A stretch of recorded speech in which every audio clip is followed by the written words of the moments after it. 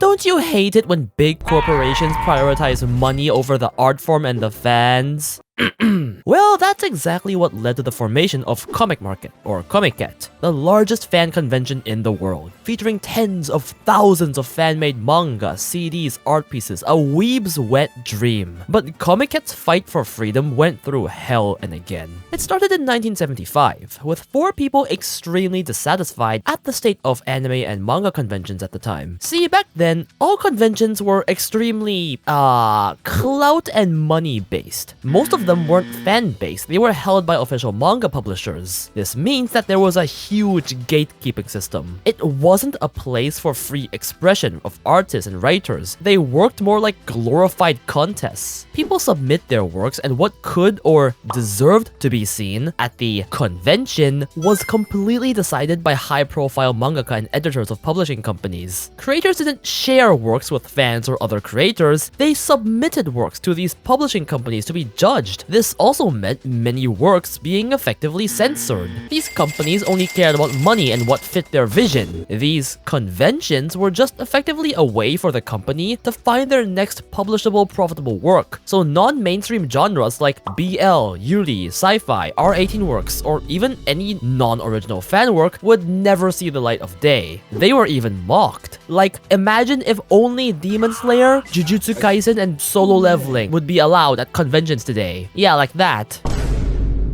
In 1975, a doujinshi critique group called Messe had enough of these BS rules. They wanted to create a true open market for fan-made works, for the fans, by the fans, where everyone could participate equally. This market would be known as Comiket. The ideology? There are no customers at Comiket, only participants. In 1975 December, the very first Comiket was held at the Japan Firefighters Hall in Tokyo. It was a modest gathering, 32 fan groups and 700 attendees. From the very beginning, there was already some publicity. Ads were shown in magazines like Shoujo Comic, resulting in most attendees being girls who love shoujo works. This was possibly because shoujo wasn't as accepted at the publisher convention, so they needed an outlet. It wasn't a huge event, but it achieved what Messe wanted, an open atmosphere where creators could freely share whatever they wanted and could freely interact with fans. From then, Comiket took place twice a year, August in summer called Natsukomi, and December in winter called Huyukomi. In only 2 years, Comiket already outgrew small rented halls with over 100 circles and 2,000 plus attendees. To disperse the crowd and meet attendee demands, every Comiket started to be spread across several days, a tradition that would continue to this very day. Over the next decade, Comiket grew exponentially alongside the emergence of many more anime fan groups, including big franchises like Gundam that drastically increased the male attendee ratio. But alongside this growth, Comiket would come to see its first big problem: fan-made parodies. See, the gradual increase in popularity of anime meant that compared to before, there were many more parodies of existing anime, rather than completely original works. The original 4 co-founders were in disagreement about this trend.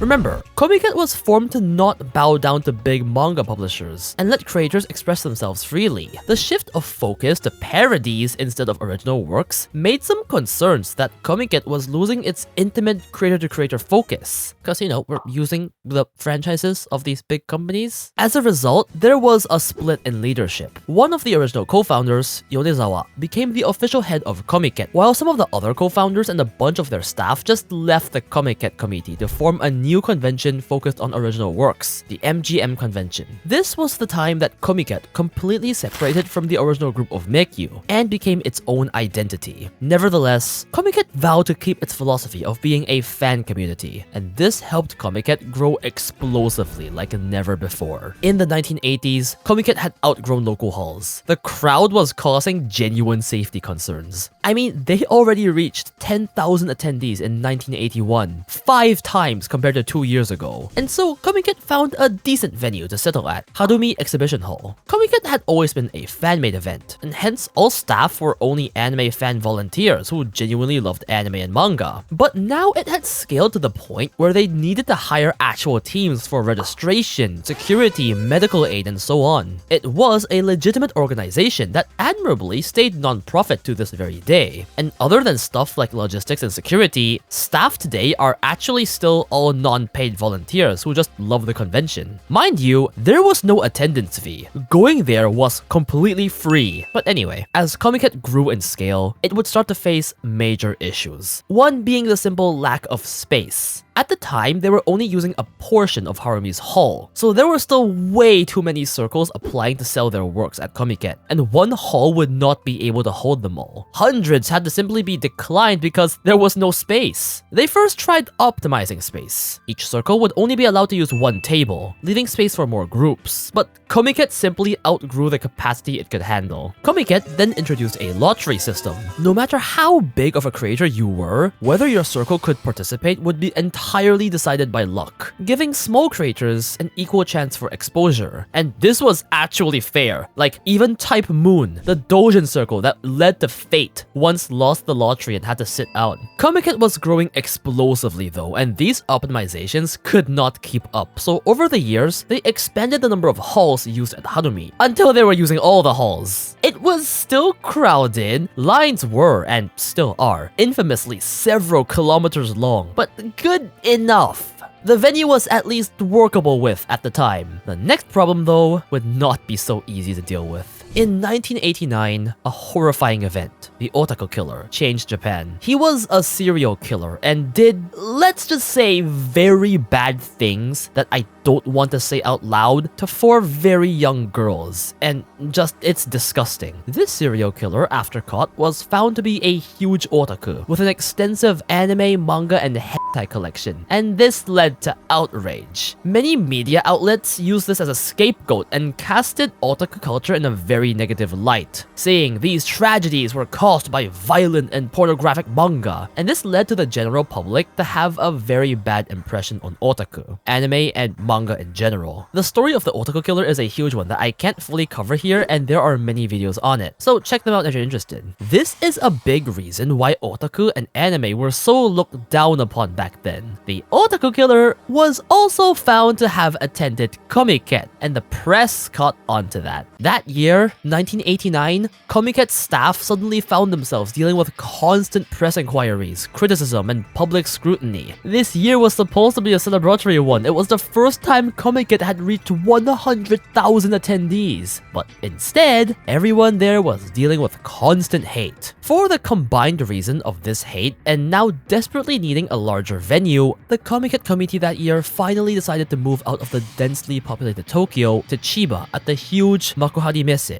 At first, this did seem to solve all their problems. Attendance in 1990 even doubled to 230,000. The halls were so large that moving across the event became an adventure in itself. It really showed how pent-up demand was when a bigger venue was available. It was already by far the largest fan gathering in the world, and then disaster struck again in 1991. Yeah, Japan did not get over the Otaku Killer. Throughout those 2 years, politicians and the media were spouting stuff about how anime and manga were harmful. They should all be regulated, and even wanted to censor these works in bookstores and convenience stores. It didn't help that lolicon and shotacon works were also on the rise at the time. This negative sentiment really spread throughout Japan, and in 1991, Chiba's local authorities and the venue's management randomly suddenly revoked Comiket's permission to use Makuhari Messe when preparations were already proceeding. They were apparently specifically concerned about public outlash regarding R18 doujinshi. Miraculously, the committee last second still managed to get their old venue, Harumi, in Tokyo that year, and through the crowd, still hosted 200,000 attendees, even though it was horrifically crowded and chaotic. But the outlash wasn't just from Chiba's venue. It was Japan, and they needed to do something in the future to solve this. Comiket hence introduced content checks on everything to be sold by circles. They would be reviewed for extreme obscene material that might violate laws, but personally, I think they're probably pretty lax, considering I've walked upon doujinshi with, let's just say, a horse and a lolly when I was last at Comiket. There's no way these rules are strict. What the fuck? If that was allowed, God knows what the fuck they don't allow. The 1990s were okay. They no longer faced any huge regulatory issues regarding otaku otaku being hated, but the venue was still a problem. Harumi was not meant to hold 200k plus people. The crowdedness was unbearable, and particularly at summer Comiket, the first aid room got filled with heat stroke cases with many fainted attendees. It took 5 whole years to find a new appropriate venue, but finally, in 1996, Comiket was held at Tokyo Big Sight in Ariake, Japan's futuristic waterfront district. That year broke records with 18,000 circles and 350,000 attendees over 2 days. For comparison, Anime Expo in LA these past few years, over 4 days gets 350,000-ish attendees, and Comiket was doing it in 2 days, effectively having double the crowd of today's Anime Expo in 1996. In fact, Comiket became the first event ever in history to use all halls of Tokyo Big Sight simultaneously. I mean, this venue was huge!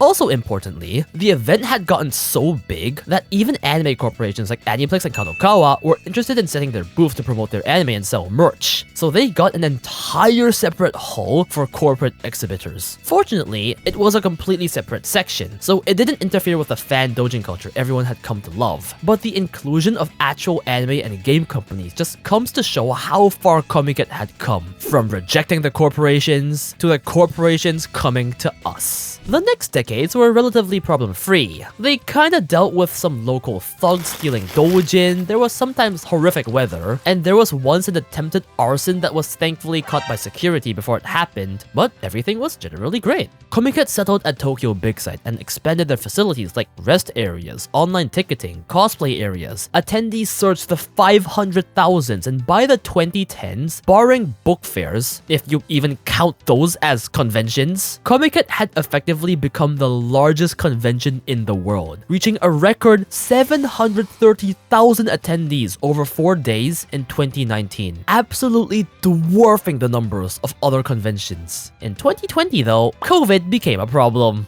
Like much else in the rest of the world, Comiket was unfortunately cancelled in 2020 and summer 2021, marking the first time since its formation 45 years ago that a Comiket was cancelled. Fans, however, were not giving up that easily. They made a virtual Comiket on Twitter with the hashtag #EaComiket for all creators sharing their works. Comiket did return in winter 2021, but with limited capacity due to, COVID, to about 55,000 attendees per day. And so tickets for attendance also had to go through a lottery system. You couldn't just go there, line up and walk in. And more importantly, I'm assuming to cover costs, for the first time, tickets for attendance costed money. Since then, as COVID measures went away, Comiket has returned to relative normalcy and numbers returned to pre-COVID. Comiket is an amazing experience. You have all the official merch, cosplayers, doujins, CDs, art pieces. It's a conglomerate of passion and the most hentai you will ever see gathered in one place in the world. All the doujin are so high quality, it's insane. To anyone going to Fuyukomi next week, I'm jealous. Fuck you, have a great time. I actually went to Comiket in 2022 and 2023 and had a great time burning all my money away. Except the first doujin I bought, I thought the cover art looked super good, so I bought it without looking at the preview, only to realize it was NTR with water sports. Guys, they have previews. Read them before buying. Oh, it's still in my memories. Special thanks to Vicente Pagani and all my other patrons and members for supporting the channel.